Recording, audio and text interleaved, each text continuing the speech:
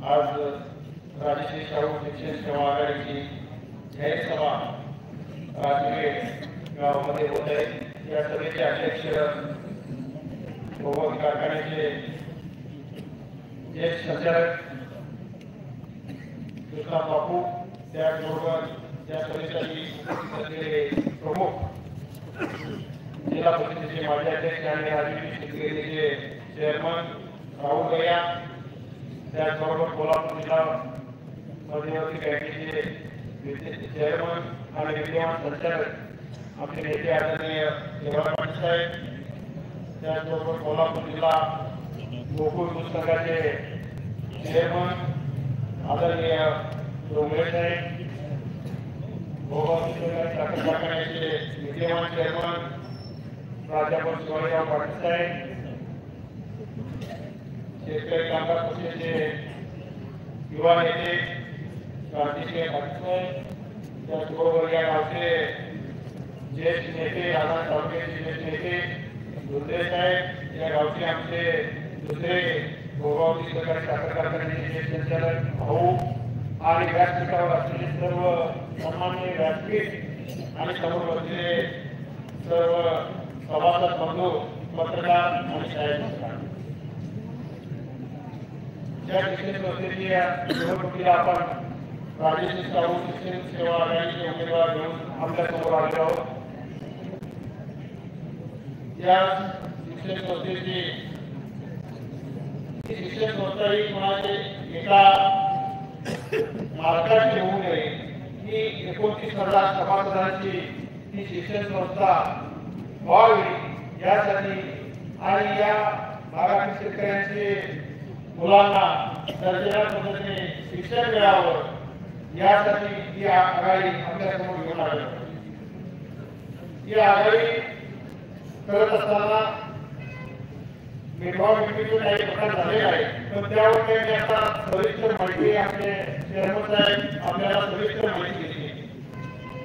कारण फसवणुकीचे दगाफटका देण्याचे काही प्रकार या निवडणुकीमध्ये झालेले आहेत। विरोधी आघाडीची काही मंडळी गेले 4 दिवस आता भागातून सभासदांची दिशाभूल करत सुटलेले आहे। त्यामध्ये एक आहे माजी चेअरमन धैर्यशील पाटील साहेब, ते काय म्हणतायत भागातून की ही निवडणूक ही आघाडी मिटली असते, पण बाह्य शक्तीचा हस्तक्षेप झाल्यामुळं इतर ही आघाडी किंवा ही निवडणूक मिटली नाही।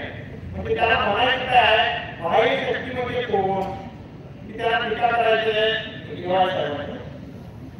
मग आता मला एक सवाल मी तुम्हाला देतो की माजी चेअरमन धैर्यशील पाटलांना बाह्य शक्ती म्हणत असतील तर ज्यावेळी 2010-11 मध्ये पॅनेल निवडून आणलं आणि त्यांना भोगावतीच्या सिंहासनावर बसवलं, त्यावेळी ही बाह्य शक्ती नव्हती का? दुसरी गोष्ट त्यांना मला बोलायची आहे की ज्यावेळी तुम्ही पंचायत समिती लढवली आणि राधानगरी पंचायत समितीचे सभापती म्हणून तुमच्या विशेषणा जारी केलं, त्यावेळी तुम्हाला बाह्य शक्ती दिसली नाही काय? आणि आता कुठलीही बाह्य शक्ती तुम्हाला दिसायला लागली, म्हणजे याचा अर्थ की आपली डाळ शिजली नाही की बाह्य शक्ती, आणि आपली डाळ शिजत असली की बाह्य शक्ती मारायची। अशा विचारानं अशा पद्धतीने हे माजी चेअरमन आमच्या नेत्यांच्यावर वक्तव्य करत आहे।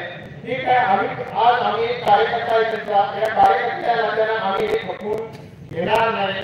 धैर्यशील पाटलांनी मात्र थोडासा जास्त विचार करावा आणि बाह्य शक्ती आणि आमच्या तुमच्या सुद्धा त्यांच्या पाठीमागे शक्ती आहे, पण ते अदृश्य आहे। आम्हाला सुद्धा माहिती आहे तुमच्या पाठीमागे कोण शक्ती आहे, काय आहे त्या, पण आम्ही काही विचार केलेला नाही। पण धैर्यशील पाटील साहेब तुम्ही लक्षात ठेवा, मी आमच्या चेअरमन साहेबांना सुद्धा माघारीच्या 2 दिवस अगोदर सांगितलेलं होतं, कारण आमच्या चेअरमन साहेबांनी मला सांगितलेलं होतं की व्हाईस चेअरमन साहेब धैर्यशील पाटील सुद्धा आमच्या आघाडीमध्ये बसत आहे, 2 सीटांवर त्यांनी मान्यता दिलेली आहे आणि त्यांच्यावर चर्चा चालू आहे। मी त्याच वेळी त्याला सांगितलेलं होतं चेअरमन साहेब माझा विश्वास नाही, तुम्ही चर्चा करताय जरूर करा, पण शेवटपर्यंत तुम्हाला खेळवत राहणारा हा माणूस आहे, हा माणूस लबाड आहे आणि यांच्या नादाला लागू नका, तुम्ही सावध राहा. हे मी त्यांना खासून सांगितलं होतं. साहेब म्हणजे बघूया तरी निवडणूक सुट्टी द्यावी असे तर बसले बघा प्रयत्न करा. शेवटला दगा द्यायचा होता त्यांनी दिला. शेवटला त्यांनी आमच्याबरोबर चर्चा करत आणि आपलं कार्यकर्ते दुसऱ्या कार्यकर्त्यांबरोबर चर्चा करत दोन्हीकडे चर्चा करत राहिले आणि इकडे खेळत राहिले. जिकडे साधन तिकडे उमेदवार तो माणूस आहे. मी सांगतो, मी 10 वर्ष त्यांच्यासोबत काम केलेलं आहे. नवीन पाहत त्यांची मला माहिती आहे. तिकडे निर्माण पण मिळाले, 5-7 ठिकाण मिळाले म्हणून तिकडे उडी मारली. आता इकडे सुद्धा उडी कधी मारली असती, कधी मारली असती. आपले चेअरमन साहेबांचे सांगितलं सुद्धा त्यांची परिषद तुम्हाला 2 ठिकाणी विभागणी केलेले आहेत. तुम्ही या स्वतः तुम्हाला आम्ही चेअरमन पद देतो. एका वेळेवर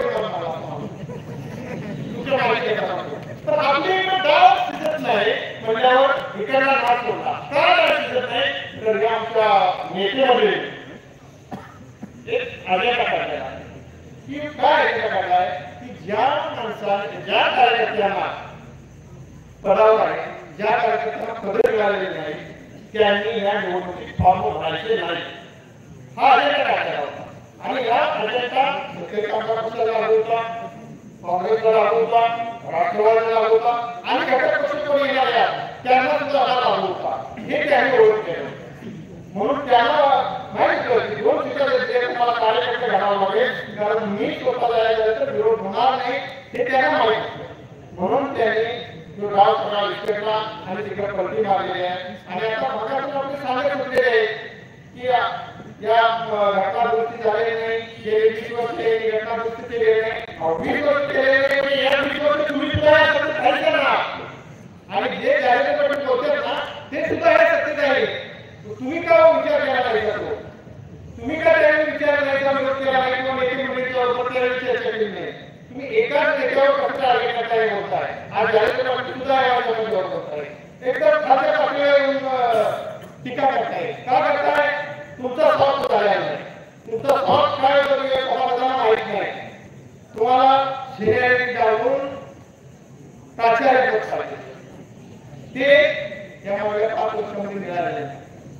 तुम्हाला आता या आघाडीमध्ये आघाडी पेटवायची. मी सुकाणू कमिटीचा सदस्य आहे आणि त्यावेळी मला आज निर्णय देऊन मला चेअरमन करा ही त्यांची तशा पद्धतीची मागणी होती. ती मागणी किंवा ती गाय शिजणार नाही आणि शिजली नाही म्हणून त्यांना या 2 गोष्टींवर जास्त पोटून उठल्या नाही. आणि मग आघाडीमध्ये दुसरे नेते होते का नाही हे तुम्हाला पण माहिती आहे. सर, आघाडीमध्ये दुसरे नेते होते, त्या नेत्यांच्यावर तुम्ही चर्चा केल्या होत्या चर्चा.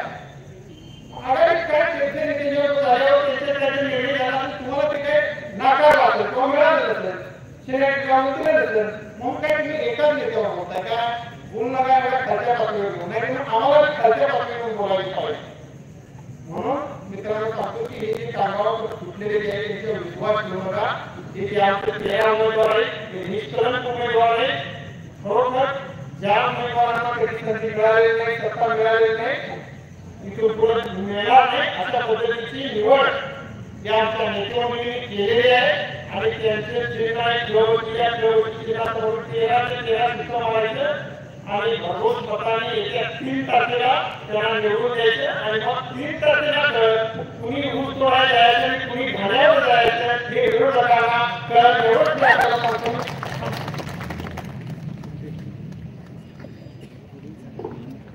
भोवती सहकारी साखर कारखान्याचे विद्यमान चेअरमन